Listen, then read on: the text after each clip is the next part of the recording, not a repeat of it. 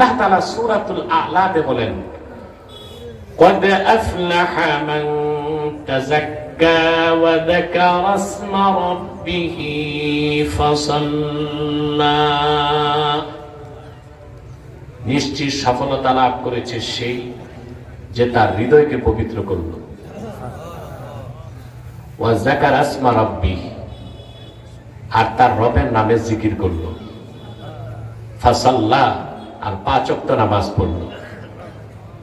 সুবহানাল্লাহ বলবেন না? এই 3টা কাজ যে করলো আল্লাহ সার্টিফাইড করেছেন আমার সে বান্দা 100% সফল হয়ে গেল। আপনি কি সফলতা চান? মানুষ মাত্রই সফলতা চায়, চায় না? চাকরিজীবী চাকরিতে সফলতা চায়। আপনারা এই দিকে মনোযোগ দেন সবাই। চাকরিজীবী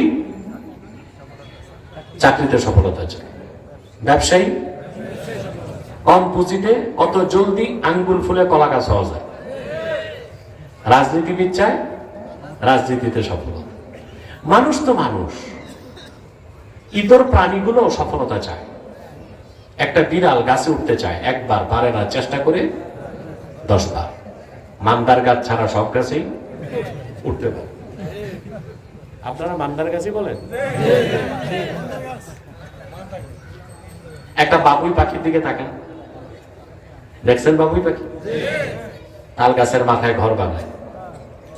সুনিপুণ দক্ষতায়, শৈল্পিক ছান্দসিকতায় বাবুই পাখি যে ঘরটা বানায়, ঝড় তুফানে মানুষের ঘরের চাল উড়ে যায়, কিন্তু বাবুই পাখির ঘর তো কিচ্ছু হয় না, ডিমটাও নষ্ট হয় না। সে তার কাছে সফল। কথা বলেন।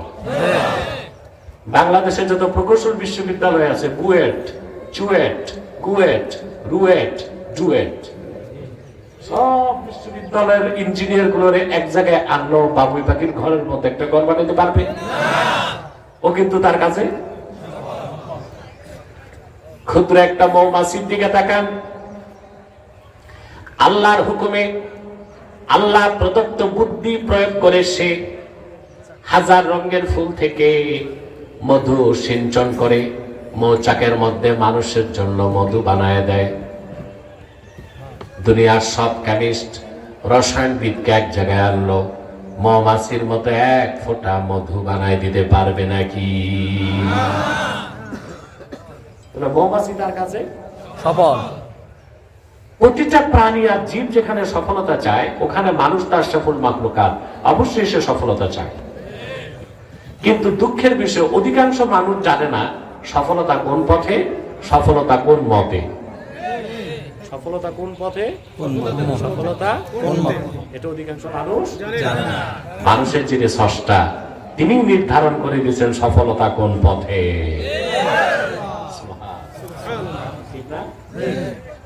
আল্লাহ রাব্বুল আলামিন বলেন, ইন্না খালাকনাল ইনসানা মিন নুতফাতিন আমশাজিন নাবতালিহি ফাজআলনাহু সামিআন বাসীরা ইন্না হাদাইনাহুস সাবিলা ইম্মা শাকিরা ওয়া ইম্মা কাফুরা। আল্লাহ পাক বলেন, আমি মানুষকে সৃষ্টি করেছি তার পিতার বীর্য আর তার মায়ের বীর্যের মিশ্রণ থেকে।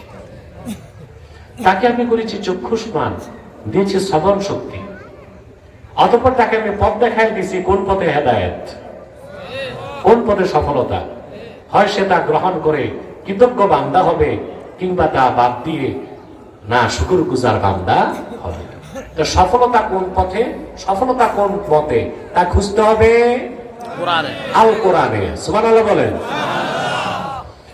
আল্লাহ রাব্বুল আলামিন সেই সফলতার চূড়ান্ত ঘোষণা দেন, قد أفلح من تزكى وذكر اسم ربه فصلى। সফলতা লাভ করলো সেই যে তার হৃদয়কে পবিত্র করলো, রবের নামে জিকির করলো, 5 ওয়াক্ত নামাজ আদায় করলো। কয়টা কাজ জোরে বলতে হবে?